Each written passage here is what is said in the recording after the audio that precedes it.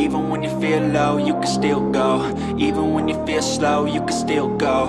Even when there's no hope, you can still go. I never answer to no, man, I still go. Go, go, go, go, go, go, go, go. Hello guys! It's me again, Krong TV, at sa video ito pag-uusapan natin ang mga nakakapanabik na pangyayari patungkol sa ating paboritong manga at anime series na One Piece. Sa video ito pag-uusapan natin kung bakit nga ba natatakot o kaawan ng Celestial Dragon ang D-Clan at ang teoryang nagsasabi na itong si Shanks nga daw ay anak nga ni Im-sama. Pero bago nga yan ay alamin nga muna natin kung ano nga ba ang tinatawag na Celestial Dragon. Ang world novels o mas kilala sa tawag na Celestial Dragon ay ang sinasabing aristocratic descendant nga ng 19 of the 20 kings na nag-establish siya kung ano nga ba ngayon ang world government. Sinasabing ang 5 elders, si Don Quixote at ang family of 3 na inintroduce nga sa Sabao de Archipelago arc ay kabilang nga or member nga ng world novels. Bilang descendant nga ng creator ng world government, ang Celestial Dragon ay ang merong highest authority nga sa buong organization. Ibig sabihin, malaya nga silang gawin ang nais nilang gawin ng walang consequences. Kahit na ang mag-commit nga ng crimes at kung sa tingin nila ay sila ay natitreated, sila ay meron ding authority na ipatawag ang Marine Admiral to deal with the offending party. At sa kabila ng power na taglay ng world novels ay kanila naman itong inaabuso.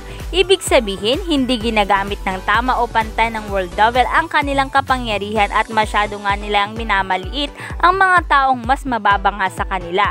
At sa kabila ng marami nga nang nagsasabi na ang Celestial Dragon nga daw ay hindi naman ganun kalakas na halos mas malakas pa nga ang mga pirata or marine, ay marami pa nga rin ang natatakot nga sa kanila dahil na rin sa ang salita nila ay ang siyang batas at ang kanilang order ay absolute. Halimbawa, kung gusto nga nilang mag-build ng massive structure for no reason, then ang structure na ito ay may build.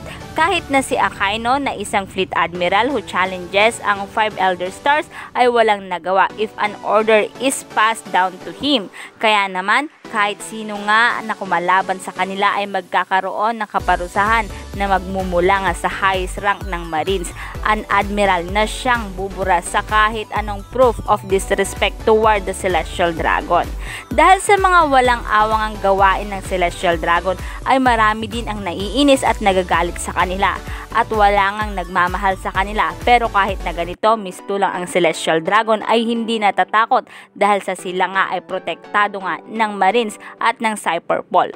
Kung mapapansin, ang Celestial Dragon ay itinuturing na Diyos ng kanyang mga tagapaglingkod at sa kabila ng lahat ng ito, sinasabing ang Celestial Dragon ay natatakot nga sa D-Clan at itinuturing nga nila itong mga kaaway. Sa katunayan, kinukonsidered nga na sila na enemies of God. Pero ano nga ba ang maaaring dahilan patungkol dito? Dahil sa ngayon ay hindi pa nga sinasabi ang rason kung bakit nga kaya ganito. Dahil dito, ang dahilan ngang ito ay sinasabing isa nga sa pinaka-misteryoso sa One Piece series na nakakapanabik ngang malaman. Kaya naman sa video ito ay pag-uusapan natin ang maaaring dahilan kung bakit nga ba natatakot o kaawan ng Celestial Dragon ang D-Clan. Kaya naman sa video ito pag-uusapan natin yan. Ang sinasabi ngang dahilan kung bakit nga ganito ay dahil sa ang D-Clan o ang Will of D ay ang tunay na Celestial Dragon. Sinasabing ang Will of D members ay ang siyang nag-build nga ng world government during the Void Century at ito ay inagaw lamang o in-overthrown nga ng kasalukuyang Celestial Dragon. Ibig sabihin, kaya natatakot ang Celestial Dragon sa kanila dahil sa sila ay rightful rulers ng world government. At kapag ang katotohanan ito ay malaman ng lahat, ang dragon ay madidisgrace and likely overthrown ng revolution or executed by the people. Ang Will of D ay namamana. Makikita naman ito or mapapansin naman natin mula sa mga parent-child generation to generation, pero ang D ay mapapasa din with a last name tulad nga ng Monkey D, Portgas D, at ang ganitong pangyayari ay talagang napaka-importante dahil ang D initial ay talagang rare.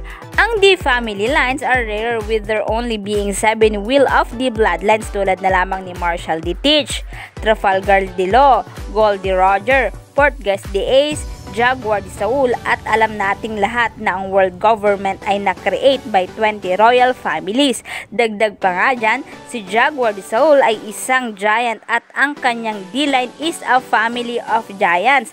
Alam natin na ang giants sa One Piece at Elbap in general ay renowned kingdom at infamous dahil sa kanilang strength as a warrior. Ibig sabihin, malalakas sila. Alam din natin na they are to be raised alive during nga sa Void Century dahil sa kanilang lifespan. Ngayon, ang tanong dito, paanong ang Kingdom of Warrior would as be infamous bilang giant ay papayag sa creation ng world government kung saan sila ay kokontrolin nito? At paanong ang world government ay hindi agad-agad na destroy ng giants? So, ibig sabihin nito, what if ang isa nga sa 20 royal families ay giant family? Then, ang giants would be on the government side at least para sa early days ng creation hanggang sa ang Celestial Dragon ngayon ay makuha ang trono. At malaki ang chance, malay nyo, ang totoong pangalan pala ni Prince Loki ay Jaguar de Loki. So yan nga ang sinasabing pinakamatinding dahilan ng Celestial Dragon o ng world government ngayon kung bakit nga takot o kaaway nga nila ang D-Clan. So kung kayo ang tatanungin guys, ano sa tingin nyo, malaki nga ba ang posibilidad na ang D-Clan nga ba talaga ang tunay na nagmamay-ari o ang siyang tunay na nag-create ng world government? I-comment nyo lang ang inyong kasagutan sa ating comment box. Pero bago nga yan ay pakinggan nga muna natin ang teorya na nagsasabing anak nga daw nitong si Im-sama itong si Shanks. Gaano nga kaya ito katotoo? So alamin nga natin ang sinasabi nga sa teoryang ito. Sa mga hindi nakakaalam, si Im-sama nga ay ang sinasabing king of the world at siyang holder ng empty throne na nagtataglay nga ng highest sovereignty within the world government, na maski ang mga 5 elders ay nagbabow down nga sa kanya. Ngunit ang existence nga ni Im-sama ay nananatiling tago within the world government at from the rest of the world. Ngunit kahit na nga na hindi pa nga natin alam ang tunay na katauhan nitong si Im, ay may mga kumakalat na nga ang teorya patungkol nga sa kanya kung saan ay sinasabing ang anak nga daw ni Im-sama ay si Shanks.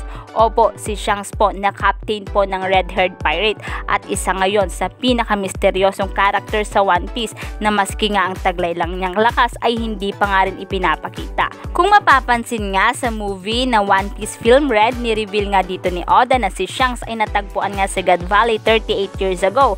Inatake nga ni Rax ang Celestial Dragon sa God Valley.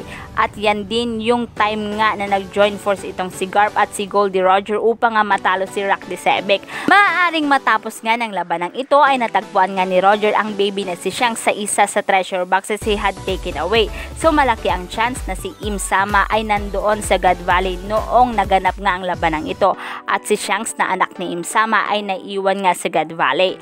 Ang unang ang ambisyon ni Rock ay ang maging king of the world. Maaring nalaman niya ang existence nga ni Im-sama at nag-attempt na i-take over nga ang trono nga ni Im-sama.